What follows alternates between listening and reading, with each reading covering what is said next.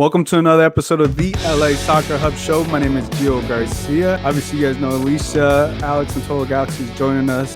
But Alicia, how was your weekend? How'd you spend your weekend? Well, Saturday was busy with games. There was wall-to-wall games, and Sunday I got to rest, and I feel so refreshed. So it was a perfect weekend for me. That's always good. I know you do a great job covering all of MLS, and I know it could be exhausting at times.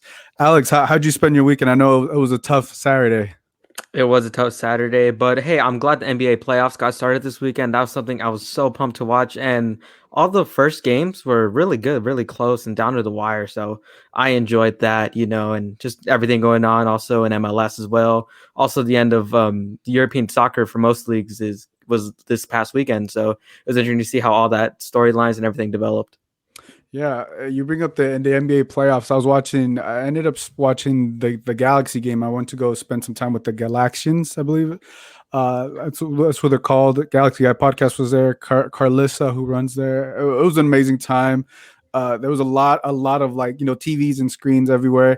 And I forgot the NBA playoffs were wrong because half of the side was really into the LA Galaxy game. But once everybody kind of knew the LA Galaxy game was not going in their way. That everybody some fans just started watching up the playoff game because I think Milwaukee Bucks ended up winning in a game winner. Yeah, it went to overtime. I remember I was flipping the channels to see how that happened. But I will say though, the NBA playoffs were a lot better than Saturday's match. I will say they were. And unfortunately, any Laker fans lost on Sunday, but we'll see. We'll have to come back. But we're here to talk Galaxy. Obviously, it was a tough game, right? They lost 3-0. The red card, Derek Williams got the red card right before half, and then once he got that red card, it's kind of hard to play from behind. But Alicia, what were your thoughts on this game for the LA Galaxy? Yeah, they were very much in the game, I think, until the red card. It was pretty obvious that it was one of those games where you go down a man in a stadium where I think road teams typically struggle, and you're playing against a team that's really looking for a break. They were coming off a win, the Timbers were, but they've been hammered by injuries and seemed like they were kind of limping around. And so you give them a get out of jail free card like that to play up a man for a half, and they took full advantage of it. So it was a tough day for the Galaxy. I don't think that they were outstanding in the first half, but they were certainly in the game. And then they just could not keep up. And not to say that it's no big deal, don't worry about it. But I mean, these games do happen sometimes. And sometimes in soccer, your team gets a deserved red card and you just have to soldier on. And sometimes you can get a result and other times you just can't. And that was kind of the story of the day in my book for the Galaxy. Yeah, Alex, when I saw that first half, I was like, all right, at times they were struggling to be creative offensively, but obviously that red card happened, and then the second half, we know what went down. Essentially, the wheels fell off. But how did you see this game? I thought the first half was pretty good. I thought offensively, for the Galaxy, we were getting into a rhythm. Kevin Cabral, who made his first start, he had a lot of space to work with on that left flank. The right back for the Timbers was giving him lots of space. Obviously, the red card at the 44th minute, right as you're going to enter halftime, is going to be a huge monumental shift, not only for the players out there, but just tactically as well, since they had to switch formations as well. Overall, it was a really tough game, and kind of a game I think the Galaxy kind of needed. There was obviously that Seattle loss from earlier in the year, and then this one here up in Portland. I think this was kind of needed just to kind of wake us up a little bit, because while yes, nobody was kind of expecting the Galaxy to be in second place, I would say, I was putting them as more like maybe like fifth or sixth to start off the season. I was surprised that they were even this high. So I think this is something to kind of, I guess, bring the heads of the players down just a little bit, just to keep working and stuff like that. Overall, though, I feel like this match at once we reflect upon the season will be looked as probably a turning point and somewhere where some of the players and coaches can be like, hey, we saw what we did wrong here and we improved for, later on during the season. Yeah, it was definitely a game that you knew that the LA Galaxy was going to be tested. You knew that there's going to be at times that things weren't going to go the way, but obviously we didn't expect what was going to happen. Obviously, Greg Vanney didn't expect that as well. And I think the thing to me was like, all right, like obviously you mentioned Kevin Cabral. I wanted to see how he would look, right? Obviously, he's still going to need a couple more games. And Samuel Grandsir, he left with an ankle injury, and it wasn't looking good for him. And then you slowly things weren't necessarily working, but I was looking forward to the second half adjustments. Unfortunately, Greg Vanney had to make second half adjustments that he was forced into, right, by taking Efrain Alvarez out, putting in Nick Dupuis right there as center back. So it was a hard game, just to towards the second half to watch. And once that second goal came in, or that first goal came in, Portland did everything right. Attack it, get that goal in within the first 5 minutes, and then apply the pressure to the LA Galaxy being down a man. It was unfortunate for them, but I think the other thing is like Derek Williams, he tends to rely too much on that slide tackle, which I initially I didn't think it was a bad thing, but after this play, I'm like, okay, he may need to relax. What were your thoughts on seeing that slide tackle from Derek Williams, Alicia? Yeah, it was a bad tackle. I mean, I don't think there's any debate. I mean, honestly, it was, to me, the thing that was really striking about it was the amount of force he used and also how awkward it looked. I mean, often you see really bad tackles and it's kind of one or the other, but you don't see both happening. And it just looked really unorthodox. And yeah, I mean, I don't think he meant to hurt Andy Polo. I don't think he meant to, do any real damage there. I just think he misjudged it and went way too hard. I think to an extent, I was talking to somebody, who follows the sport pretty closely, and we both agreed that one of the risks of getting players from certain leagues is you run the risk that they may not be quite calibrated to kind of the level of physicality in a new league. I don't want to paint every defender, from the English leagues with the same brush, but like, it's a pretty rugged physical league. And I think that MLS is a fairly physical league, but not to the level of the English leagues. And so even though I think that still would be a pretty bad tackle over in England, I think in England there may be more discussion of, well, he didn't, he kind of went for the ball, so it's no big deal. And in here it was pretty much universal, right? Like it was immediate, like, oh, you can't do that. Greg Vanney offered no excuses. Derek Williams did not contest the red card. He walked right off quietly. He knew that he had screwed up, and it's unfortunate because, again, I don't think he meant to do it, but he did it. So you kind of have to live with the consequences, and I think he's going to be living with the consequences for a little while here. Yeah. Before I get to you, Alex, I want to play the replay. It doesn't get any better. It's gruesome. So just a heads up, everybody. Oh God. Oh. It's just It's a difficult one to watch. And you just hope that Andy Polo's all right. So it's not a replay. It's easy to watch, and it, like I said, the more you watch it, it doesn't get any better. Yeah, to me, I feel like it gets worse, right? And to me, it's like Derek Williams, like you're a minute away from the half, from going into half, right? And to me, I get what you're saying, Alicia. Like, he may come from more of a physical league. I would also say that the game wasn't that physical, though. The game, I don't think the game was getting that physical for him to do that tackle, but I think he's just relied too much. And hey, look, he's gotten every single slide tackle great. I think was he the one that got the pass to Chicharito? He gave him the assist, right? So there's been, the Galaxy have benefited, but this is going to be one that may come back to haunt him, because there's also talks about a potential extension on his suspension. We know he's going to get one, but I wouldn't be surprised if he got more, and I don't think that's something me or anybody would fight it. What are your thoughts on that, Alex? Yeah, the red card definitely was the turning point, probably the biggest turning point of all the match, really. Like you mentioned too, like a minute before going into half, and like Alicia said, in England, right, they have a lot more physical type strikers. I can name up a couple, Benteke, Lukaku, Cavani over there, right? Those are the kind of typical strikers builds that are there in England. In MLS, you don't really have that. You kind of have more of a shiftier, speedy type of striker.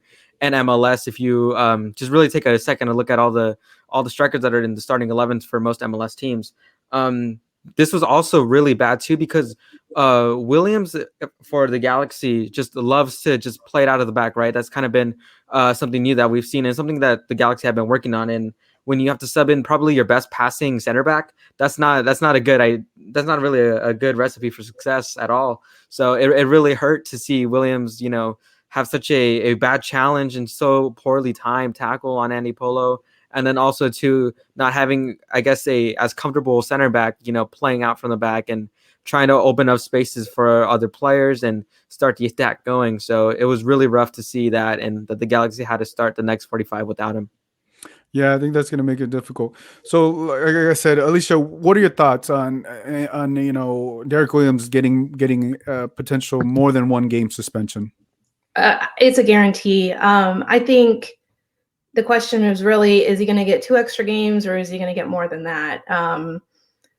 I think there's a pretty good chance he'll get 2 extra games, but I wouldn't be surprised if he got 3 or 4 extra games potentially. So, MLS usually isn't too punitive in terms of adding suspensions on, as long as you're not assaulting the referee or literally attacking an opponent. And I don't think this would count in that realm. Like, he wasn't trying to assault Andy Polo. It was still a soccer play, a terrible soccer play, was a soccer play nonetheless. So yeah, I think it's going to be somewhere in the 2 to 4 extra games. So we're looking at 3 to 5 probably altogether. Yeah, I wouldn't be surprised. I mean, and there's something that I would like. Yuck, if he gets those extra games, it's unfortunate, but it's something you just can't fight. And it's also something, I think the league would want to send a message like, hey, this is not the type of plays that we want. You can be aggressive, but you also don't want to injure the players, right? Because we saw Andy Polo walk out what looked like his knee. I don't know what the status of him, but it doesn't look like he's going to be coming back anytime soon. He may be done for the season. I don't know. Do you have any information on that, Alicia? There was a tweet from Stuart Holden this afternoon that he has extensive knee and quad damage and looks like he'll be out for the season. I think we still need to wait. Yeah, I think we still need to wait and see what the diagnosis that comes from the Timbers ends up being. Things can change, but this isn't going to be something. It doesn't sound like where he'll be back in 2 weeks. It sounds like it'll take a while. And if it's something where it's a compound thing with quad and knee, then yeah, that's pretty bad. Actually, when I saw the replay just now, the triple replay that you showed us, it looked like his hip really got displaced when he got thrown up in the air. So if he avoids like a broken hip, then I guess that's okay. That's better than it looked really scary. I thought at one point maybe he broke a rib. There was all kinds of things it could have been. So we'll have to see for sure. But that's the initial word at this point from someone who one would assume is in the know. So we'll have to wait and see what the official word is. Yeah, and if unfortunate for Andy Polo, but I think the other thing you got to look at, right, for Derek Williams, it's just like you don't have to do this. And on top of that, I think you're one of the leaders in the team. Now you're going to be out for potentially what you said. You mentioned 3 to 5 games. But no one's going to fight. No one's going to appeal, because it just makes sense, right? So it's like Nick Dupuis, I don't know if Kubli, right? The only thing that the only positive that I could see, or the only good thing I could see out of this is that the LA Galaxy are going to have a 2-week break after the San Jose game. That's the only positive out of this. But not to have Derek Williams, not to have him be there, because he's going to be the focal point of this team. Now you're going to be out for what, potentially 2 months. I don't know. It could be like a month and a half. So that's definitely going to hurt him there. So I just quickly want to say what's up to everyone in the chat. G-Man, what's up to you, G-Man? Andy Diosa, People Gonzalez to the rescue. Problem solved. I don't know about that. I don't know. How do you feel about People Gonzalez? Alex, tell us your thoughts. I'm 50-50 on him, to be honest. When he first came to Galaxy, obviously it wasn't the greatest showing of People Gonzalez out there. But right now, kind of, I guess, next man up, especially without Derek Williams. Obviously, I do want Nick Dupuis starting at that position. I think he played really good in the first match against Inter Miami. Thought he was really good. So I think he deserves another shot to be in the starting 11 with Derek Williams out. I mean, the man is almost getting paid $1 million. You know what I'm saying? So Yeah, I know. He's got to get out of there soon. he got to get an opportunity. G-Man says, be careful, G, or there might be another YouTube outage like last week's show, Too Much Fire, one show. Galaxy Guy Podcast, people is harder to find than Waldo. Wow. Hey, the truth is coming out. I mean, that look, if there was ever a time for people to step up, it would be now. You know, I don't know what's going on with him in training. I don't know his health, but they definitely need him. I know there was talks about Kubley. I don't know when he'll be in town for them. I mean, they got, that's what makes it hard because Derek Williams is the guy, but Derek Williams took himself out, unfortunately. So yeah. Also to this, another injury that we'll probably talk about soon. Samuel Grandier, both of those new additions to the Galaxy, and they're going to be out. So it kind of sucks that these players are going to be out, and you kind of want to build chemistry and just get to know each other better. Out on the pitch playing football for 90 minutes. So it's going to kind of hurt, I guess. Just how we play a little bit, especially with new pieces coming in. Hopefully Grandier comes back in soon because I thought he played pretty well in the Portland match, but we'll have to see how that goes. Yeah, let's talk about that. You bring up a great point. Alicia, obviously, Grandier is still getting used to the system. He's still getting used to the offense. I felt like he was getting better every single game he played, right? It's a slow start, but, it's expected from a player. But obviously he went out with an injury. So if he misses this Saturday's game, which we hope he does, or he's able to come off the bench, then obviously he's going to have some time to rest and get to know the system. But what are your thoughts on Samuel Grandier and so far the job he's done? Yeah, I think he's shown some good things in moments. He's got some good footwork in tight spaces. He can hit a decent cross, although the Galaxy don't usually play too cross heavy these days.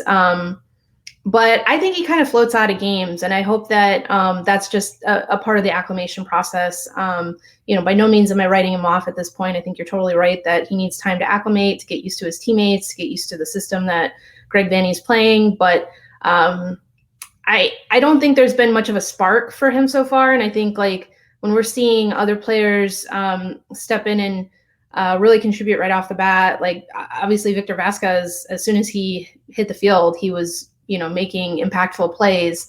Obviously Victor has experience in MLS already, so he's a little bit ahead. He's a little bit ahead of the curve, of course. But I think Grandier, he needs a little bit more time. But it would be nice if we could see some sort of production out of him before too long. Whenever he gets back on the field, see a goal or an assist and get him actually working with the group and, contributing. That'll probably lift him quite a bit. So, not crisis point, but a little bit of a concern, but, I think we still need to give him plenty of time to see if, it's going to work out. Yeah, I'm feeling the same way, Grandier. Obviously, he's still learning the language, different things, the system as well. So got a lot to learn. But yeah, I think I would be a little bit more patient. The good thing they do got Ethan Zubak, right? That could either start for them. A lot of fans, have been all about Ethan Zubak, and rightfully so. He deserves all the praise because of just the work ethic and what he's been putting up. CCJD 2009 says, any chance of giving G2 players a chance? I haven't watched G2. Alicia, I know you're very in tune with the team. What are your thoughts on that? Well, they've been playing several homegrowns or kind of quasi, end of the bench guys so far this season. So I think, there's definitely a good chance in the next few weeks we'll see some Cameron Dunbar, Augustine Williams, Kai Korenik potentially. Give them a few minutes. I mean, I don't think any of them are going to start necessarily, but give them some time, see what they can do. Obviously, Dunbar, I think, has been really good coming off the bench so far this season. So if he continues to do what he's been doing, then I think he'll stay in the rotation. But he's also getting some time with Lostos, and I think that's good for his development as well. So, they're looking pretty good. They lost on Sunday, but they're off to a good start overall this season. So I think there's plenty of reason to be excited about the future. But I think probably the guys that are going to be coming from Lostos are going to be those who are already under contract, who are just kind of splitting time between the two squads. Yeah, Alex, give me your thoughts on Cameron Dunbar. He's looked amazing so far. Yeah, he's looked really good. I tweeted a while ago, I kind of want him to kind of have like a six-man role, kind of how they do in the NBA, right? Someone coming off the bench who can create a spark. And we saw that at the LAFC match where, he kept pressing on the LAFC center back. I forgot who it was, and eventually that led to a goal. Just seeing that hustle out there too. And another G2 player I was mentioning too, since we're talking about Samuel Granzier's injury, is Johnny Perez. Maybe he can slip in there. He did play in that match against Seattle, so I can maybe see him getting some game time if Granzier doesn't play the next match against the Earthquakes. Maybe he comes off the bench. I doubt he starts, but I can definitely see him coming off the bench. Yeah, that'd be interesting, because there is a lot of young talent and still pieces coming in for the Galaxy, and I think we're gonna see how this team obviously goes in after the 2-week break. Galaxy Guy podcast says Jalen's ruled out from G2. He has a fractured foot, but maybe I can't even say it. I'm a butcher's for Kranis. There we go. He's talking about STBs as far as STBs are concerned. For Kranis has been playing most games for Los Dos as a starter. I think he's probably going to stay there for the time being. I think if for Kranis came up to the first team, it would most likely be maybe as a bench option. Greg Vanney does sometimes like to play center backs off the bench, just to keep guys fresh and give youngsters a little bit of time. I don't think it's as likely that the defenders at this point are going to get on the field to start for the first team. Yeah, I think the defense is going to be a lot harder, maybe in the midfield, because they're still trying to. There's more opportunities, I would say, in the midfield. But one thing I've noticed with the LA Galaxy, right? Typically, when the midfield tends to have a challenging game, right? Then obviously Chicharito is not as present, right? We didn't see Chicharito have an impactful game, and obviously Chicharito depends on the midfield, right? So if obviously the second half is the second half. I mean, you can't blame that on Chicharito. They're down a man. So it's, but I feel like, it was challenging. I don't know if you guys see the game the same way, but I feel like whenever the midfield tries, is not able to be successful, that's when Chicharito tends to struggle. We've seen that with the Timbers. We've seen that in the first half with the Timbers. We saw that the full 90 minutes with the Seattle Sounders. What are you guys' thoughts on that? I'd say the midfield. Oh, Go ahead, Alex. I'd say the midfield really needs to be on point, as you mentioned, right? We had this time Sebastian Lletget coming inside, playing in that midfield. Last week he was in that right midfielder. Oh no, well, more central midfield, because I would say Efrain Alvarez last week kind of did play a lot on the right, which in last weekend's match he was playing more centrally, which is something that I definitely noticed. I thought him playing maybe more on the wide side, I thought was really good. He's able to see the pitch better that way, and that's really where Efrain Alvarez succeeds. Being able to see the whole pitch, look to put a ball in, and he's just got really good vision. And that's something I really like about him. So I kind of wish Vanney would have played him more on that right side. Like I said, his field vision to see the ball and just to place passes, looking at oncoming runs. I really think that's something Greg Vanney really needs to do a lot more instead of playing Efrain Alvarez more central. Sebastian Lletget and Jonah Dos Santos did really struggle for most of the Portland match. Jonah Dos Santos did lose the ball a lot, and that's something I've been really critical about Jonah Dos Santos, is that sometimes when he gets the ball, he's just too quick to lose it, or he can't get a pass on time. It's not something you want to see for your DP, as we can keep going on the conversation about my criticisms about Jonah Dos Santos. But hey, this is you, man. yeah, I have but yeah, I say this midfield definitely needed to be a spark against Portland, and unfortunately they couldn't do that. Yeah, let's talk about that. At least, obviously, Jonathan Dos Santos, DP, is making $2 million. Obviously, we didn't really see Jonathan Dos Santos. We didn't see any of the midfielders. Let's just be fair, right? It was a tough game, but I think Jonathan Dos Santos, there's people, I mean, even when I was at the watch party, people were talking about him and this contract year. But what are your thoughts on him so far? I think he's been pretty solid. I actually think the midfield is one of the areas that Greg Vanney really seems to be trying to figure things out. He's tried a lot of different combinations so far this season, and I think some of it is based on the matchup, and I think some of it is just he's trying to figure out what's working the best. And so we're seeing a lot of experimentation. Obviously, Jonathan Dos Santos has been present, for every game. I'm pretty sure he's going to be missing this upcoming game on international duty, so we'll see a new look. Same for Lletget, so it's going to be a little bit different for that game. But yeah, I mean, I think he's been solid. They've been winning more games than they've been losing so far this season.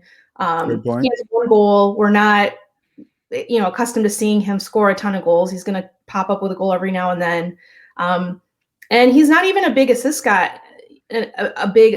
He's more kind of the pass or 2 passes before the assist kind of guy. So that's his style. And frankly, he's somebody who has a very particular skill set, and you have to kind of build a midfield around a player like that if you want to get the most out of him. And I think that Greg Vanney is trying to do that. So like, for example, most of the games this season, he's been using a very young destroyer next to Dos Santos, kind of in the back part of the midfield, either Adam Saldana or Carlos Harvey, to kind of do all the running and all the most of the tackling, that kind of thing, and leave Jonathan fresh and hopefully able to go a full 90. He's been doing that. So, that's been working.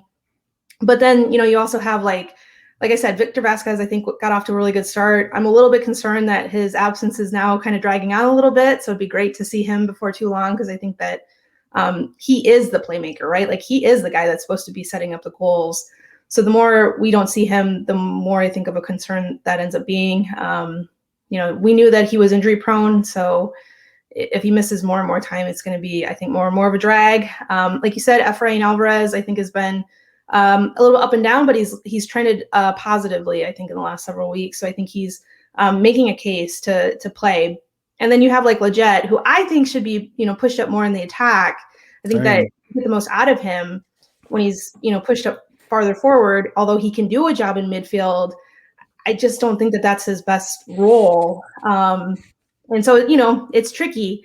I thought Sasha Kljestan came off the bench in a really tough spot this past weekend and played really well. It was kind of like putting out fires. And I think that he I think provides a spark when he comes off the bench for 30 minutes and, he can save his legs and really just save it for the end of the game and really just push as hard as he can. He's a really good two-way player.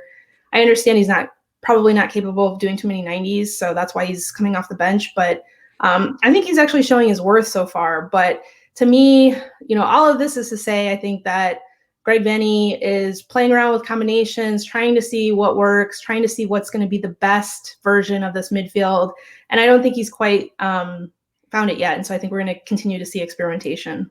Yeah, and I'm with you. And I think he's still trying to experiment things, and rightfully so, right? You're still trying to move the pieces. He's still really trying to see how Efrain Alvarez really fits, right? Can he play in place of Victor Vasquez? I'm with you. I would rather have Leggett, but I see Greg Vanney's thinking, right? He wants to get the best out of Efrain, right?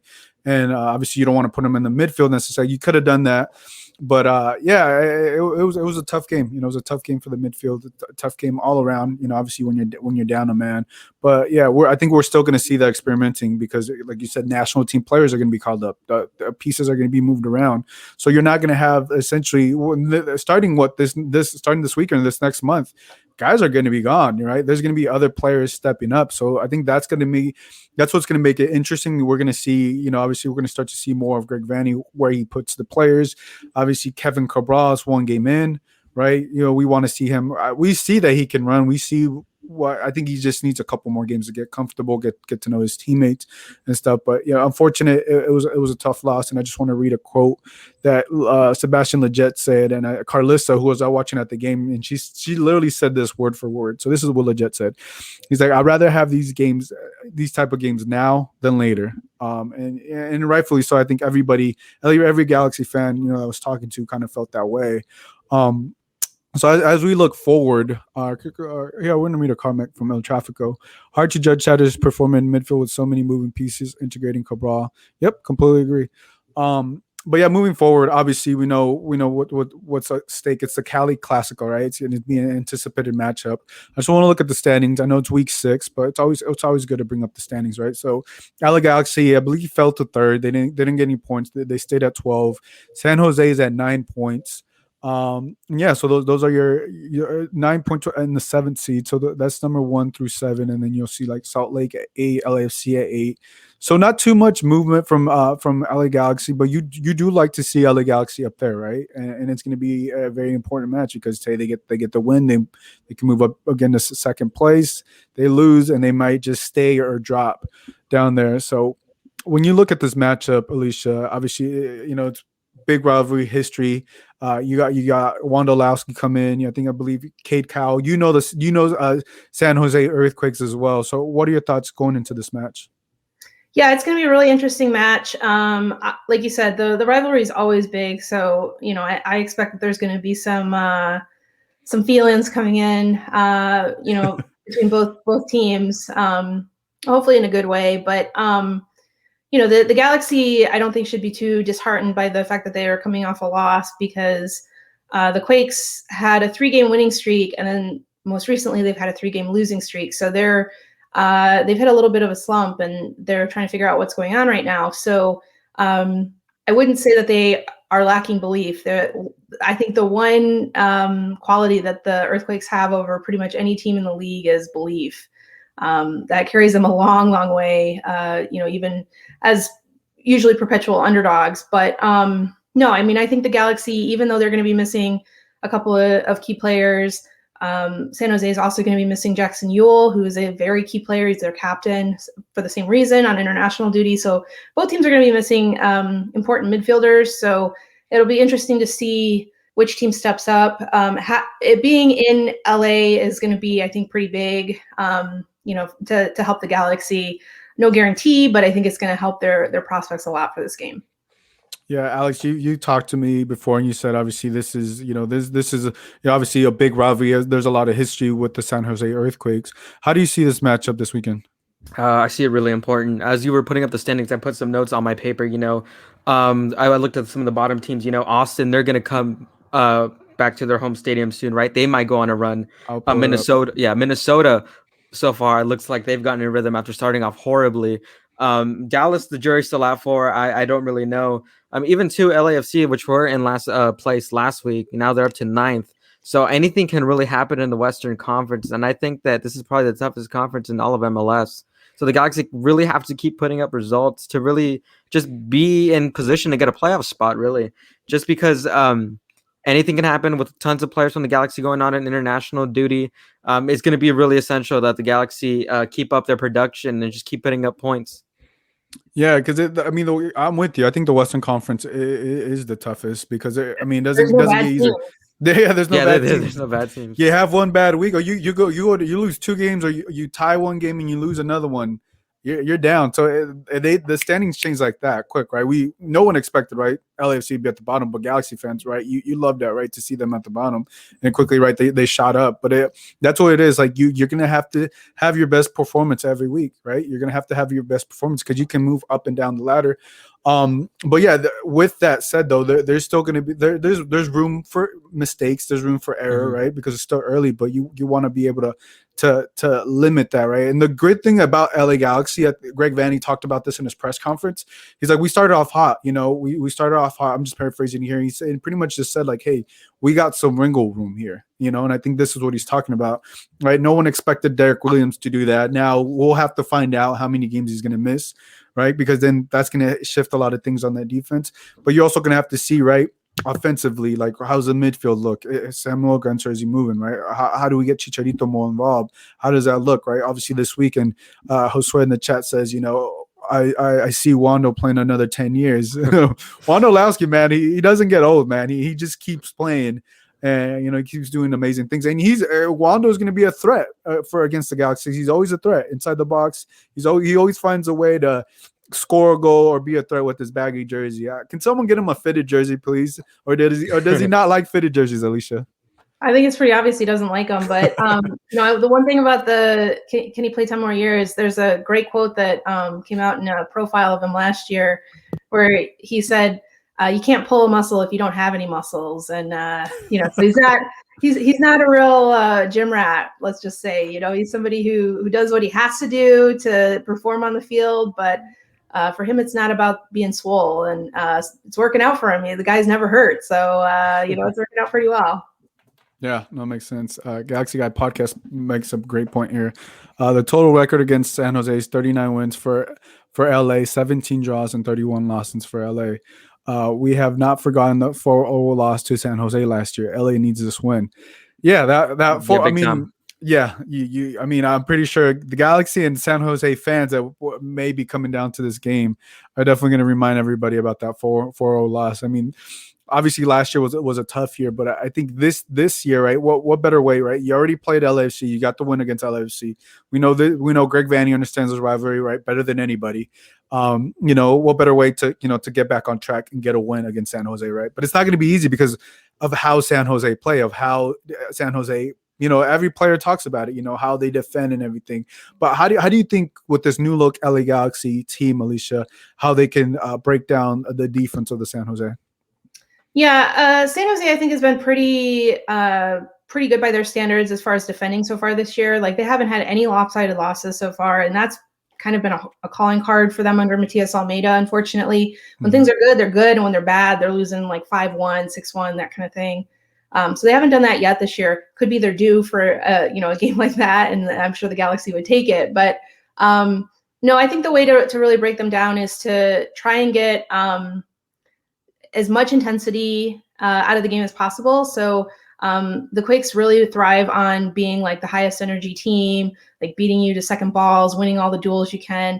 If you can do that, you can really neutralize them big time. So we've seen that working in recent weeks. That's part of the reason why they're on this 3-game losing streak, is because the opponent is bringing up the energy and they're having a hard time trying to outwork the opponent like they typically do. And so the Galaxy sometimes are prone to, like I thought before the red card on Saturday, LA struggled a little bit with kind of pushing the pace, and Greg Vanney complained about that a little bit. He said that his team was not being proactive enough. They were just kind of holding on to the ball. They weren't doing enough with it when they did have possession.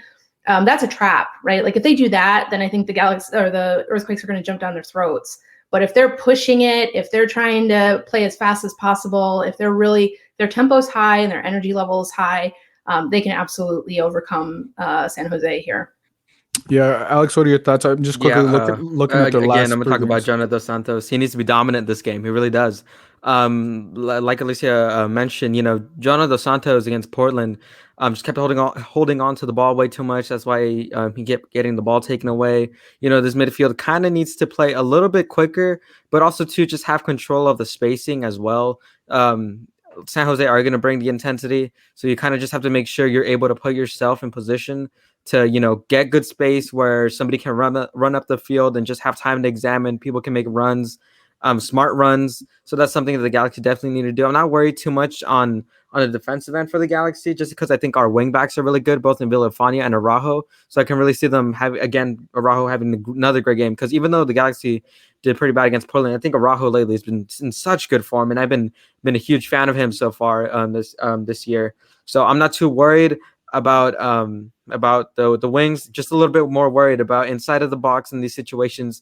Can we avoid penalties? Can we avoid making sloppy tackles? And just can we win these aerial duels when they do arise? Yeah, and I think that's an interesting thing too, right?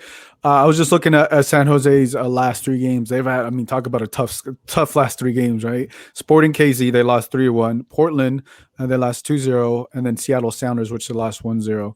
It doesn't get any easier, right? They play the LA Galaxy, but that's the type of schedule they've played so far, and they haven't done bad. Like you said, we haven't seen those 5-0, 6-0 losses that we've seen the last couple of years, and I think this is also credit for another year in Matias Almeida's system that the players are getting accustomed, they're getting used to. I don't follow them as much as Alicia, but from outside looking in, that's what I can see. Another year in, you could get into that, and you can start feeling a lot more comfortable. Alicia, I want to ask you about Cade Cowell. Am I saying his name right? I heard around there, I don't know where I heard this, but is Barcelona looking at him? Is that true? There was a report last year that Barcelona was tracking him, and I have no idea if it's one of those situations where some random person on Twitter decides to start something, or if it's legit. I do know that there's been European scouts from unnamed European clubs that have been tracking him pretty closely. I think there's lots of scouts that track lots of players, but no, he's an impressive player. He's only 17. He has the body of a 25-year-old. He's ready for it. And he's starting to produce this year, and he's basically emerged to become the starting striker for the Earthquakes. And there's a lot to like about his game. So I think I don't want to get ahead of myself, but a lot of elements of his game and his emergence remind me of Alphonso Davies. And that's not to say for sure that he's going to end up on the same trajectory as Alphonso Davies, but I think that there are legitimate parallels between the players. So if that's the case, then it could be pretty exciting indeed. And who knows, maybe Barcelona one day. We don't know.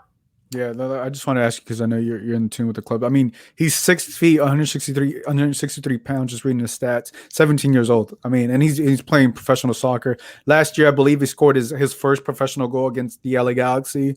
Right. I remember watching. I remember seeing that, and I remember he stood out to me. I'm like, he's only 16. He don't look like no 16-year-old kid. What are they feeding him? Like, you know, I guess he's Mexican too. I guess he got the better genes of the Mexican side. Because man, I didn't get those, man. My younger brother did, but I didn't. Yeah, there's been a lot of talk in the Mexican press that I think is one of his grandfathers came from Mexico, and they've changed the citizenship law, so it's not as easy anymore for a grandchild to get fast track Mexican citizenship like it was a few years ago. For like Paul Areola, like he was one of those players who took advantage of that rule. Having said that. So all the, Kate Cowell's playing well. Like El Tree watchers are getting really excited, and they're like, "Oh, do you want to play for Mexico, man?" Or he's, "Hablas español?" And he's like, "I don't speak any Spanish." Like I don't know any Spanish. I don't know about my future, that kind of thing. So I think it's probably a long shot that he'll play for Mexico, but he does have some Mexican heritage. So if you're into La Raza, then there's a player to root for. But no, he's a really exciting player. Yeah, we'll see. What are your thoughts on him, Total Galaxy? I really liked him.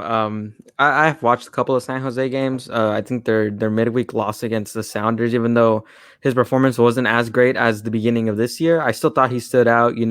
Just his ability to find these spaces, man. And he's a really smart player. Like, he knows when to time his runs, and also as well, he's just really good when it comes to controlling the ball at his feet. So that's something I'm a bit worried about. Some of the center backs their timing might be off. And, there's a penalty here and there. But, hey, as long as we're just able to contain him and just make sure, he doesn't get started making these runs, he just kind of gets put in his place, by maybe someone like Adam Saldana or Nick DePuy if he starts. So I'm excited to see how the Galaxy deal with Cade Cowell and just how he'll perform as well. Yeah, I mean, he's a big body. He's explosive. G-Man in the chat says, Wondolowski mentioned he said he was special when Cal was in the 8th grade. I mean, it seems like he was in the 8th grade a long time ago because, man, that dude, he's a grown man right there. I call it the LeBron James. There you go. Right? Yeah. Like, it's the same thing where it's like a grown man in a teenager's body, and they're just way ahead of the curve compared to, all the other athletes. Yeah, but I think I mean, this is what other countries are used to, having 16, 17 years old and coming in and making an impact on their club team, and then they go on and play for the national team. So it's exciting, right? It's exciting that this is happening. Obviously, you want to see this with the Galaxy. You want to see these type of players, but it's also I also understand that this is, like you said, LeBron James. This is once in a blue moon that this will happen, right? And but so far he's looking good. I think if they just manage the player properly, and he's able to flourish through the MLS this year. Maybe after this year he's gone. I don't know, but I'm excited to. That's one of the players that I'm gonna be looking forward to when I look at this game on Saturday. What other players concern you, Alex, or what concerns you going into this game for the LA Galaxy? I'm just interested to see where Cabral gets put, in the second half of the Portland match. He kind of played up front with Chicharito, more central, and then he started the match off playing on that left wing. So I'm excited to see and just intrigued to see where Vanny and what kind of role he's going to give him. Are you going to make him play central, maybe pair him up with Chicharito, or are you going to have him play on the wing and just try to make cut in between the back line and make all these runs? So I'm excited to see how that works. Also, too, I'm excited to see if maybe we'll get to see more Adam Saldana action. I've been a pretty big fan of his so far this year. I think Carlos Harvey might be on international duty. I'm not sure. I haven't checked upon that, but I liked Carlos Harvey as well. So I really think that this midfield is going to be really important, and just being able to make sure that our players know what they need to do as well, because like I mentioned, Cabral, he's got to know, am I playing centrally? Am I playing wide? He's got to be, they got to clearly communicate to him, I want you to be out wide, cut in with the back line, or, hey, play centrally, try to help out Chicharito get into these spaces and just, give him a ball here and there inside the box and he'll finish it. Yeah, I think when I saw Kevin Cabral's highlights, he looked like a wing player to me. But I mean, I know Greg Vanny's been shifting him. to play up with Chicharito, which makes sense, right? Just give assist Chicharito a little bit more. What are your thoughts on that, Alicia? Yeah, I think Cabral is probably one of the big questions coming into the game. Where he's playing, how is he acclimating? I mean, to me, one of the things I'm intrigued by is that we're not really going to see is like, how does he communicate with Chicharito, right? Like maybe they each communicate in their native languages and there's enough that they can kind of get by and understand what the other one's trying to say. I don't know. Maybe they both use kind of some English and hope for the best and a lot of hands. Sure. But no, I mean, it's still early, so I don't want to put too much pressure on Cabral. And, he fell out of form because he was in form when he was playing for Valenciennes, and then he got signed, and then he had to wait several weeks to come over here, and he lost his form. So that's kind of a blow, I think, compared to what everyone was expecting to happen. So he needs to work back his fitness and kind of get into game shape again. And hopefully he can, find his niche and really take advantage. But much like Grancière, I mean, it's for Cabral, it's even earlier. And so we need to give him some time and see what happens. But I'm definitely intrigued and curious to see what he's going to bring in this game, because this could be a really big game for him and for the rest of the Galaxy, a big opportunity. Yeah, no, I'm very interested as well, just as everybody. Guys, if you guys have any questions, drop them down in the chat. Galaxy Guy Podcast says, I want to see Caden succeed with the national team, but on Saturday, I hope he sucks hard. Hey, same here. And that reminds me of the people that have players of the opposing team on their fantasy rosters. Like, I hope he gets an assist, but we still win somehow 3-2 and stuff like that. Hey, man, we love to see it. Sometimes it works out the way you want it to. Sometimes it doesn't. Another player I want to talk about is Jonathan Bond. Jonathan Bond has been incredible. Unfortunate, he ended up getting scored on 3 times again, which you don't want to see. But like, he's done such a great job, but the stats just don't show it, unfortunately, right? With all the goals, and I don't know, those are not on him. And right, the penalty, the I don't know, the first goal, maybe you could put it on him. I don't think so. I don't know, but it's like right there, we're down 10 men.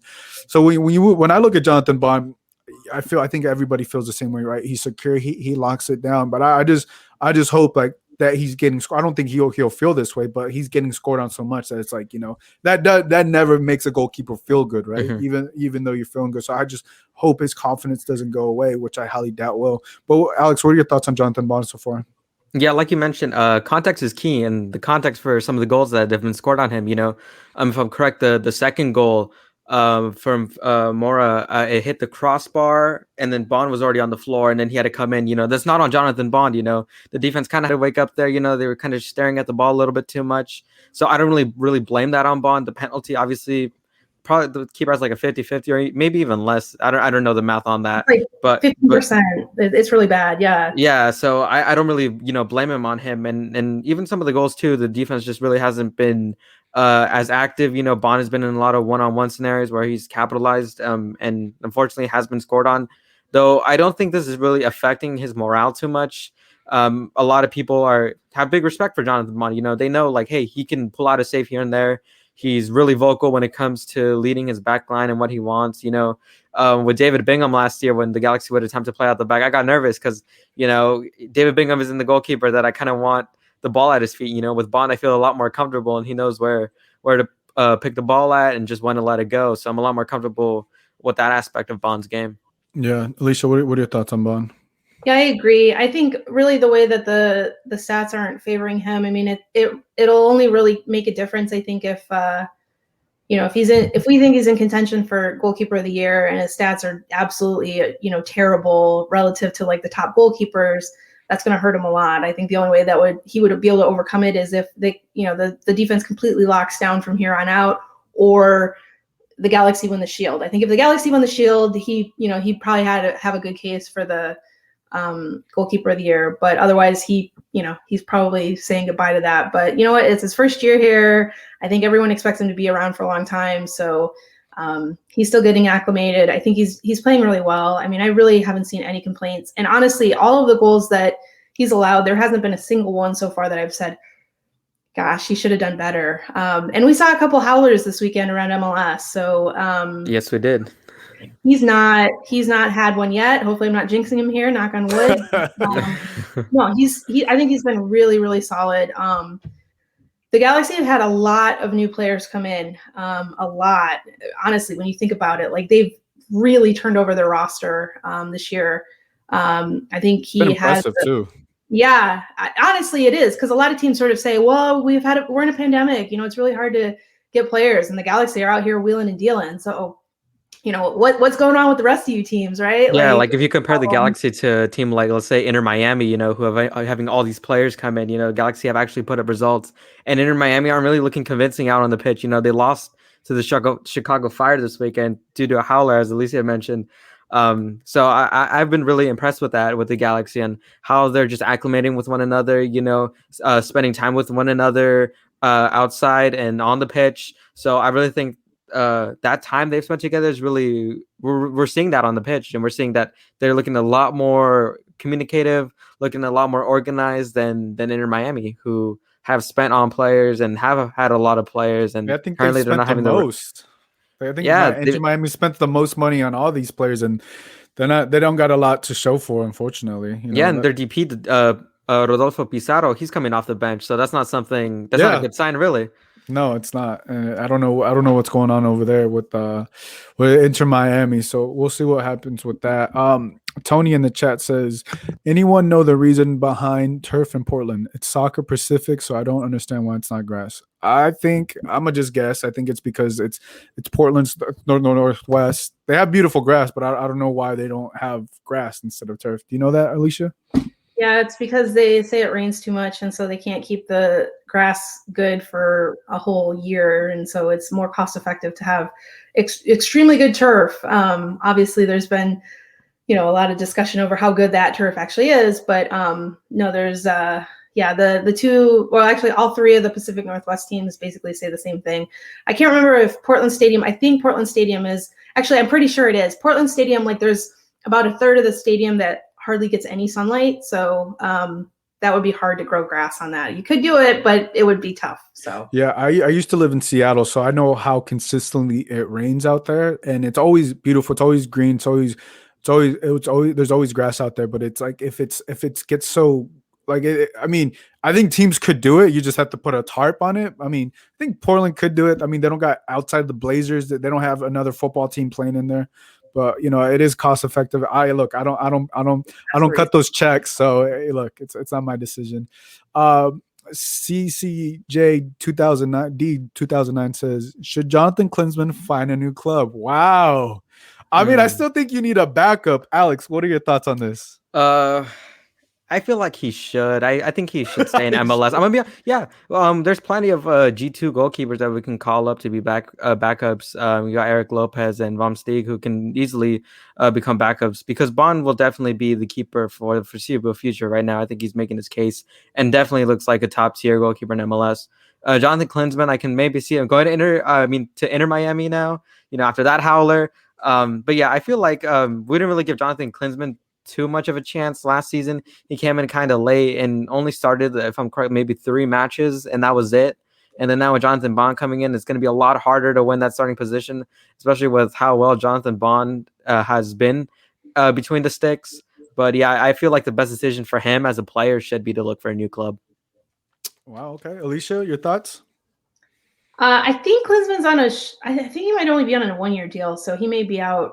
If he doesn't get playing time anyway, he may be out after this year. But no, I think Alex is totally right. He really hasn't gotten a chance. That being said, I think Bond's fantastic, so there's no reason to switch at this stage. But no, I mean, I think Klinsmann, if you're going by a completely demoralized team at the end of the rope, playing for a coach that they're not really getting anything out of at that point, they're getting hammered week after week. I mean, you can't put all that on him, right? Like, that's not on him. So he came into a tough situation.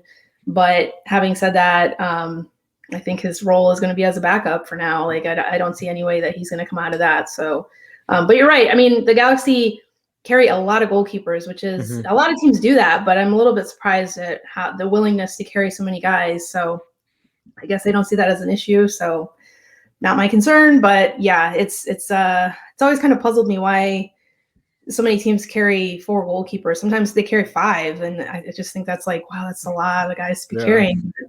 I mean, Portland did need that. They have had trouble for goalkeepers this year. So yeah, you can kind of see those situations do pay off, just like in Portland. But the guy that came in for Portland, he's good. He's been really good these last 2 matches. Yeah, he's really good. So they got a good one, if, in an emergency situation. Yeah, Andy says the weather, talking to me about the turf. He said, let it be. He says the grass on the background of this shows looks nice though. Hey man, thank you. I paid for it. I cut the grass right before the show. So, Sebastian, I don't know how you forgot this episode was for you, man. You're always about the San Jose Quacks, how you like to call them. A Galaxy Guy podcast brings up a good point. He says, Jonathan Klinsmann will never be a fan favorite amongst Galaxy fans. He dissed one of our most legendary players. Fan base will never forget.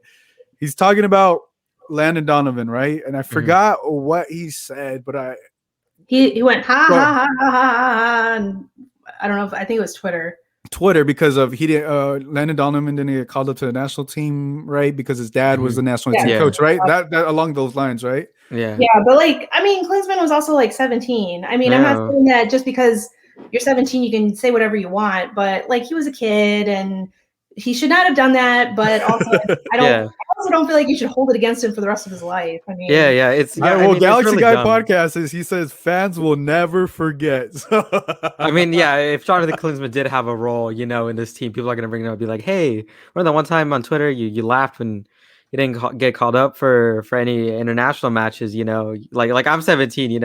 I'm not gonna say dumb stuff because at the end of the day, especially in this day and age, people are gonna be able to go back in time and find something dumb you said and hold it back against you. So I don't really hold it against Jonathan Klinsmann. He's obviously young, but who knows what was going on at that time? Maybe, who knows, man? But I'm not gonna put the blame on him. Now I'm not really gonna hold anything against him for saying that. Yeah, Andy says 17-year-old Andy on Twitter would have been way worse than ha ha ha.